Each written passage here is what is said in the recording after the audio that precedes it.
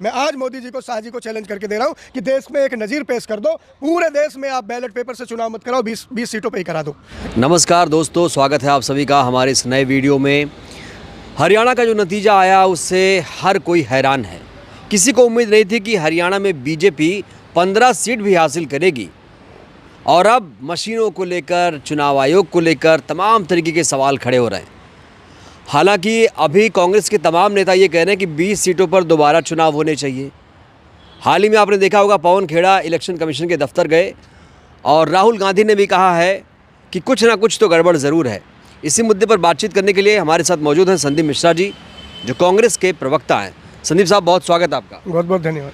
आप लोग तो लगातार कह रहे थे कि अब हमारी जीत हो रही हरियाणा में, बीजेपी हैट्रिक नहीं लगा पाएगी, लेकिन प्रचंड बहुमत से जीत गई बीजेपी। जो हमने कहा था वो बिल्कुल सही कहा था कि बीजेपी ने हैट्रिक नहीं लगाई है। आपने देखा होगा, चुनाव से पहले आपने हरियाणा को बहुत बढ़िया से कवर किया है। आप खुद गए थे, आपकी टीम गई हुई थी। हर गली, हर चौराहे, हर नगर, हर डगर जहाँ भी जा रहे थे, एक ही आवाज़ थी, आ रही है कांग्रेस और जा रही है बीजेपी। और आपने ये देखा कि जब तक बैलेट पेपर, पोस्टल पेपर की गिनती होती रही, मानव के द्वारा दी गई मतों की गिनती हुई, चाहे वो एग्जिट पोल में हुई हो या पोस्टल बैलेट में, 70 से 71 सीट तक कांग्रेस की आ रही थी। लेकिन जैसे ही मशीन खुली, सन्नाटा पसर गया। और सन्नाटा क्या पसर गया? जो आवाज़ कल तक ये थी कि आ रही है कांग्रेस, वहाँ पूरे हरियाणा में आज एक आवाज़ घूम रही है कि दैया रे दैया, ईवीएम मैया, दैया रे दैया, ईवीएम मैया। आज पूरे हरियाणा में सन्नाटा पसरा हुआ। ये ईवीएम से निकला हुआ कौन सा जिन है जो हर बार बीजेपी को जिता ले जाता है, हर बार जीतते हुए विपक्ष को हरा देता है? बीजेपी यही कह रही है कि कांग्रेस के पास जब कोई मुद्दा नहीं होता है तो ये लोग ईवीएम को, बेचारी ईवीएम को कोसने लगते हैं। कश्मीर में जीतेंगे तो ताली, और यहाँ हार गए तो फिर वही मातम मनाएंगे। बीजेपी को पता था कि कश्मीर में वो कितनी सेटिंग कर सकती है, अच्छा, जम्मू में कितनी कर सकती है। जितना कर सकती थी उसने वहाँ भी किया होगा, ऐसा नहीं है कि वहाँ नहीं किया होगा। लेकिन वहाँ परिणाम, चूंकि उनके कार्यकर्ता, उनका झोला उठाने वाला भी घाटी में कोई नहीं है, उनके साथ चलने वाले लोग कोई नहीं है, तो वो कितना करते। लेकिन हरियाणा को, जो हरियाणा का चुनाव है, हरियाणा का चुनाव किसके आधार पर था? जवानों के आधार पर, पहलवानों के आधार पर, किसानों के आधार पर, नारी स्वाभिमान और सम्मान के अधिकार पर। इसको रौंदा है उन्होंने। न जवान हारा, न पहलवान हारा, न किसान हारा, न हरियाणा हारा। कौन हारा है? लोकतंत्र हारा है, तंत्र जीता है, षड्यंत्र जीता है। और षड्यंत्र किसने किया? आज जाके पूरे हरियाणा में पूछ लो, बच्चा बच्चा इस बात की तस्दीक करेगा। बच्चे बच्चे की आवाज़ आ रही है कि बीजेपी ने अपनी ईवीएम मैया से एक वरदान ले लिया और हरियाणा के जो मत था, हरियाणा का जो मन था, हरियाणा के जो मत। अगर बीजेपी इस तरह की सेटिंग करती तो विनेश फोगाट जीतती। कितने वोट से जीती हैं? कितनी वोट से? एक वोट से जीतती। मतलब मैं ये क्या कह रहा हूँ, कितनी वोट से जीती हैं? कोशिश तो उन्हें भी हराने की थी, लेकिन लहर ही उनके पक्ष में थी, उनके पक्ष में ही लहर थी। उन्हें तो 1 लाख वोट से जीतना चाहिए था। जिस तरह से उनकी आंधी थी, जिस तरह से हवा था, जहाँ भी जा रही थी सब गोद में ले रहे थे, सब उनका माथे का तिलक कर रहे थे। लेकिन बीजेपी के बस चलता तो उन्हें भी नहीं जीतने देती और ये बताते कि ब्रजभूषण हमारे आभूषण है। देखो विनेश फोगाट का क्या हो गया? जो न्याय के लिए लड़ेगा, जो हक के लिए लड़ेगा। आप कह रहे हैं कि जानकर बीजेपी ने जिता दिया? जान के नहीं जिताया, कोशिश की, लेकिन जनता के ने इतना प्रचुर बहुमत दिया। अच्छा। जहाँ 10,000 का, 15,000 का मार्जिन था, वहाँ तो इन्होंने अपनी मर्जी के कर लिया। जहाँ लेकिन 1 लाख का मार्जिन था, 60,000 का मार्जिन था, वहाँ इनका नहीं चल पाया। कितना कर पाते, कितना भारी जन विरोध कर पाते। और अंततः आज 20 सीटों पर तो बात है ही सामने कि 20 सीटों पर क्या स्थिति है।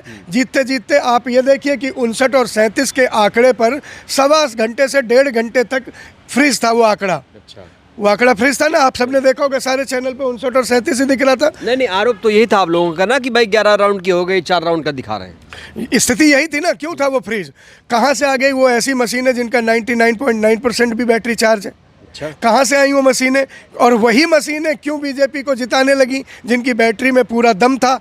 तो बैटरी में जो दम था, वो उसमें कांग्रेस के लिए वोट कम था, तो वो कहाँ से आ गई? एकाएक वो रणचंडी ईवीएम मैया जो प्रकट हो जाती हैं, कहाँ से आ जाती हैं? ये जांच का विषय है। आज अगर इसी तरह खेला होता रहा, इसी तरह झमेला होता रहा, इसी तरह स्थिति बदलती रही, तो लोकतंत्र में ये बड़ा दागदार विषय बनता जा रहा है।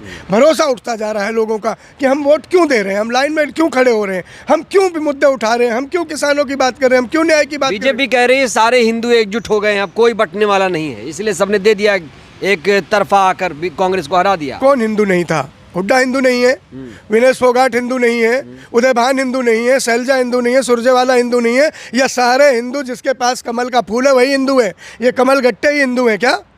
हिंदू होने के लिए कमल का निशानी माथे पे चपका होना चाहिए क्या? हिंदू होने की परिभाषा क्या है? जिसने बीजेपी की पर्ची कटा ली, जिसने बीजेपी का पर्चा भर दिया, वही हिंदू है क्या? हिंदू कौन नहीं है? बीजेपी वाले तो कहते हैं हम ही असली सनातनी हैं। मोदी योगी जी खुद कह रहे थे बटेंगे तो कटेंगे। देखा था आपने वो भाषण? जाहिर तौर पर इनका ये जनरल डायर की भाषा बोलने वाले लोग हैं। डिवाइड एंड रूल, अंग्रेज चले गए, इन्हें छोड़ गए हैं और आज की स्थिति में ये वही राज करते हैं कि बांटो और राज करो। 80% 20 भी ले आते हैं, रामजादे वर्सेज हरामजादे भी ले आते हैं और राम जाने क्या क्या गालियां भी आप देते हैं। ये आवाम और दुनिया की सबसे बड़े लोकतंत्र के मंदिर में रमेश बुदौड़ी के शब्द भी आपने देखे हैं और हर दिन किसी न किसी को पाकिस्तान तो भेजते ही रहते हैं इनके नेता। तो इनकी स्थिति क्या है? ऐसे बयान पर कमीशन को क्या कार्रवाई करनी चाहिए थी कि हिंदू बटेंगे तो कटेंगे? आप लोग तो कोई आवाज उठा नहीं रहे हो, कहीं जा नहीं रहे हो। क्यों नहीं उठा रहे? सारी जगह जा रहे हैं, लेकिन अब डर का है का जब सैया भय कोतवाल।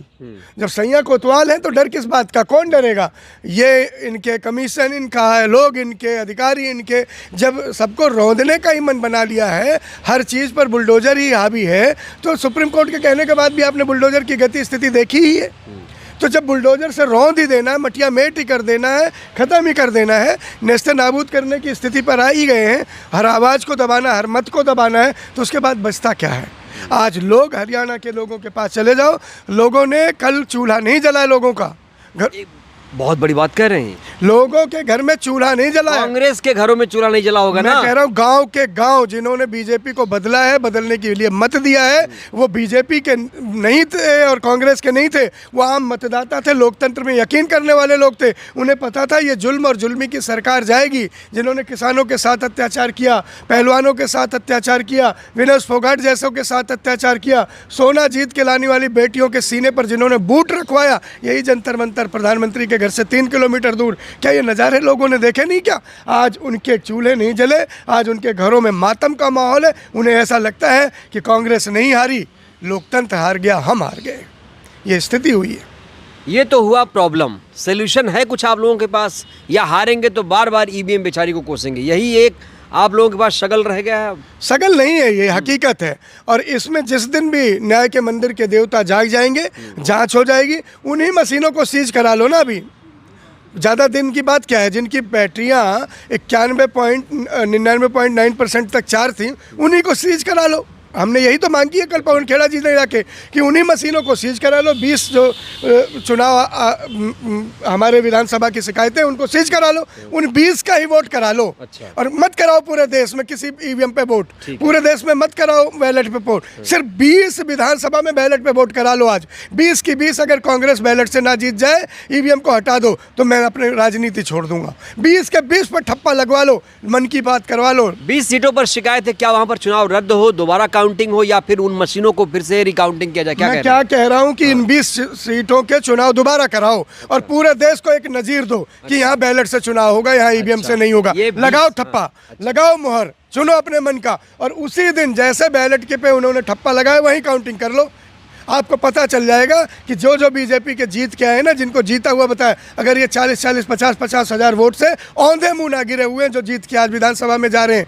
इनकी हिम्मत नहीं थी कि इन्हें लोग प्रचार नहीं करने दे रहे थे, इनके झंडे उतार के फेंक दे रहे थे, गाँव में घुसने नहीं दे रहे थे, इनको लोग लाठियाँ लिए तैयार बैठे थे। इन्हें कौन जिता देगा साहब? किसने जिता? आपने तो देखा है क्या भारी विरोध था। बीजेपी का झंडा देख के लोग उड़ा के फेंक देते थे कि इसे वो तो कांग्रेसी लोग थे। नहीं, सारे पूरा कांग्रेस हो गया था। पूरे विधानसभा में सारे कांग्रेस हो गए थे और जितने बीजेपी के कार्यकर्ता थे सब डरे हुए बैठे थे।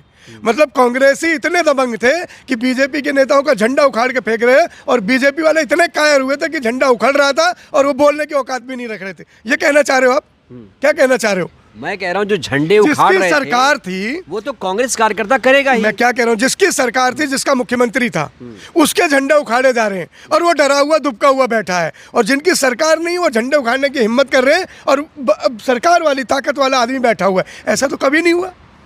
ये वो लोग हैं जो बुलडोजर कमीशन आप लोग गए, क्या आप लोगों को कुछ उम्मीद है वहाँ से? और स्वतंत्र निष्पक्ष चुनाव आयोग पर आप लोग सवाल खड़े करते हैं। इतना बढ़िया काम कर रहा है हमारा चुनाव आयोग, दिन रात मेहनत करता है। ये आप जैसे पत्रकारों को मुबारक, हाँ। जो ऐसी भाषा उपयोग कर रहे हैं, उनके शान में कसीदे कह रहे हैं। काश आपको ये दर्द पता होता कि क्या न्यायप्रियता है और क्या हो रहा है, आपको समझ आ जाता, आपको वानगी समझ आती। लेकिन ये देश का दुर्भाग्य है कि ये देश का चौथा स्तंभ जो सच बोलने के बजाय मंत्र लेके बना हुआ कि इतना अच्छा चुनाव आप आयोग। मानते हैं निष्पक्ष स्वतंत्र नहीं है वो? मैं क्या कह रहा हूँ, ये देश के चौथे स्तंभ की बड़ी कमी है, जो सच बोलने की हिम्मत और हिमाकत नहीं कर रहा। ये कह रहा, माला जप रहा है कि इतना अच्छा चुनाव आयोग के आगे तो हमें मजबूरन ये एडजेक्टिव, ये विशेषण लगाना पड़ेगा। मजबूर क्यों हुआ? कि स्वतंत्र निष्पक्ष। क्यों मजबूर हुआ भाई? हमारे कॉन्स्टिट्यूशन में मैं इसको जैसे आर्टिकल 324 में इसका उल्लेख है ना। मैं क्या कह रहा हूँ, जैसे स्वतंत्र आर्टिकल 324 में इसका उल्लेख है, बेशक है, लेकिन हमारा चुनाव आयोग स्वतंत्र रहेगा, निष्पक्ष रहेगा ना। वही इसीलिए मैंने एडजेक्टिव रहेगा, है तो नहीं। हाँ। रहेगा, मेरी चाची की मूछें होती तो मैं चाचा कहता। हाँ। रहेगा ना, है तो नहीं। नहीं है, क्या सबूत संविधान है? में तो सबूत क्या है बताइए? सबूत बोला ना, दिया तो पवन खेड़ा ने जाके। तो मानेंगे सबूत, एक्सेप्ट करेंगे? क्यों मानेंगे जब वही सही। मैं कह रहा हूँ, वो क्यों मानेंगे? कौन कहता है कि मैं चोर हूँ? कौन कहता है मैं चोर हूँ? जब तक पकड़ा ना जाए। आज नहीं तो कल अंधेरगर्दी हमेशा नहीं रहती, तानाशाही हमेशा नहीं रहती, गुंडागर्दी हमेशा नहीं रहती। ये युगों युगों की बात नहीं, हमेशा हमेशा बीजेपी भी नहीं रहेगी, उसकी तानाशाही भी नहीं रहेगी, उसकी ये दकियानूसी भी नहीं रहेगी। आज लगता है बीजेपी अब हारेगी आगे चुनाव में? निस्संदेह हारेगी, हारी भी है और हारेगी भी। ऐसा नहीं कि हारी नहीं है, हारी भी है और हारेगी भी। आज इन्होंने जो ये लोगों के, हरियाणा के मत को कुचल के, हरियाणा के मन को कुचल के, हरियाणा के लोकतंत्र के अधिकार को कुचल कर जो अपनी सत्ता काबिज करने की कोशिश की है, ये लोकतंत्र से जीती हुई नहीं, ये तंत्र से जीती हुई सरकार, मोदी के मंत्र से जीती हुई सरकार। और ये तंत्र और मंत्र की सरकार कभी लोकतंत्र पर भारी नहीं होगी। अच्छा, कांग्रेस को लोग वोट करते हैं और कांग्रेस जीत नहीं पाती है। अब महाराष्ट्र में भी चुनाव है, दिल्ली में चुनाव है, झारखंड में चुनाव है। कहीं ऐसा ना हो लोग वोट ही देना बंद कर दें कांग्रेस? नहीं, आपको कैसे लगा, कैसे आपने घोषणा कर दी कि जीत नहीं पाती? हरियाणा में देखा ना आपने बताया, हरियाणा एक ही आखिरी चुनाव है, इसके अलावा कोई चुनाव नहीं। मोटिवेटेड है, मैं पूछ रहा हूं। नहीं, आप ये बताइए ना, आपने बड़ा आरोप लगा दिया कि जीत नहीं पाती और वोट लेना बंद कर। जीत नहीं पाती मतलब जीत नहीं पाई। हमने कर्नाटक जीत नहीं पाई। हाँ, आप कश्मीर में भी नहीं जीत पाए, गठबंधन जीता। खूब बढ़िया जीते हम, हमारी सरकार बनी और गठबंधन की वजह से हमने रोका है उन्हें। जम्मू में भी रोका है और घाटी में भी हमारे गठबंधन की एकजुटता से आज अगर इतनी बड़ी सीट आई है, इतनी बड़ी अगर एनसी को घाटी में सफलता मिली, तो क्या हमारे वोट नहीं गए होंगे क्या एनसी को? एनसी ने अपने अकेले दम पे इतना बड़ा प्रचंड बहुमत बना लिया क्या? हमारे कार्यकर्ताओं ने वोट नहीं दिए, टेबल में नहीं बैठे, प्रचार नहीं किया, क्या नहीं किया हमारे लोगों ने? या हमारा वोट कन्वर्ट नहीं हुआ? या राहुल जी घाटी में गए नहीं प्रचार करने के लिए? खड़गे साहब गए नहीं? गए ना, उसका फर्क पड़ा, तभी इतनी सीटें आई। दूसरी बात, आप कह रहे हैं कि वोट कांग्रेस को ही दे रहे हैं लोग वोट, लेकिन ईवीएम में आके वो कांग्रेस का वोट भी भाजपा का हो जा रहा है। लेकिन ये सोचना बीजेपी का ये तर्क कितना सही मानते हैं कि जीते तो बहुत बढ़िया, सरकार बना लेते हैं चुपचाप, हारे तो ईवीएम को कुचलना शुरू। यही देश का शगुफा है कि 7 घर तो डायन भी छोड़ देती है। अच्छा, सारे के सारे अगर ये घपला करने लगेंगे तो चोर डाकू नहीं कहलाएंगे क्या? एक का स्टेट इसीलिए छोड़ देते कि देखो उसको देखो हिमाचल में, देखो कर्नाटक में, उसके बाद हरियाणा कब्जा लो, उसके बाद देश कब्जा लो। लोकतंत्र में यही तो हो रहा है, एक स्टेट एक विधान। कह रहे हैं कि हर जगह ऐसा हो रहा है। मैं कह रहा हूँ हर जगह कोशिश तो कवायद तो यही है। कोशिश और कवायद क्या है? ये लोकतंत्र की हत्या ही तो है। आप इतने बड़ा, आप दुनिया की सबसे बड़ी लोकतंत्र पार्टी है। मैं चैलेंज करके कहता हूँ, मैं आज मोदी जी को, शाह जी को चैलेंज करके दे रहा हूँ कि देश में एक नज़ीर पेश कर दो। पूरे देश में आप बैलेट पेपर से चुनाव मत कराओ, 20 सीटों पे ही करा दो। विधानसभा के इस 20 सीटों पे अगर बीजेपी में दम है, दुनिया के सबसे लोकतंत्र की पार्टी में दम है, प्रधानमंत्री इतनी हिम्मत रखते हैं, गृहमंत्री इतनी हिम्मत रखते हैं, तो सिर्फ 20 ये जो हरियाणा की सीटें हैं, दागदार सीटें हैं, जिनमें मतों को जबरन बीजेपी ने हमसे छीना है, उन्हीं पर बैलेट पेपर से चुनाव करा दो। दूध का दूध, पानी का पानी। एक भी अगर सीट बीजेपी उन 20 में से जीत जाए तो, लेकिन नहीं कराएंगे, क्योंकि उन्हें पता है उन्होंने चोरी की है, उन्हें पता है उन्होंने डाका डाला है, लोकतंत्र पर डाका। और चुनाव आयोग क्या इस पर संज्ञान लेगा जो आप गंभीर आरोप? हमें बहुत ज़्यादा भरोसा नहीं है। हमने डाला है उन पर, हमने अपील की है, लेकिन हमें भरोसा न्याय के मंदिर से। चुनाव आयोग की ये शिकायत यहीं तक नहीं रुकेगी, हम न्याय के मंदिर तक भी जाएंगे, न्यायालय तक भी जाएंगे और जनता की अदालत में भी आएंगे। सबसे बड़ी अदालत तो जनता की अदालत है। कांग्रेस को लोग चाह रहे हैं, राहुल गांधी जी को चाह रहे हैं, उनके त्याग तपस्या की ओर से देश और कांग्रेस एकजुट हो रही है। कांग्रेस बढ़ेगी, हम जनता की अदालत में पुरजोर इसका विरोध करेंगे। चलिए, शुक्रिया। तो ये संदीप मिश्रा जी हैं, कह रहे हैं कि 20 सीटों पर बैलेट से चुनाव करा लो, दूध का दूध, पानी का पानी हो जाएगा। इनकी बातों से आप कितने सहमत हैं? अपनी प्रतिक्रिया आप लोग ज़रूर दीजिए। बहुत बहुत धन्यवाद, शुक्रिया।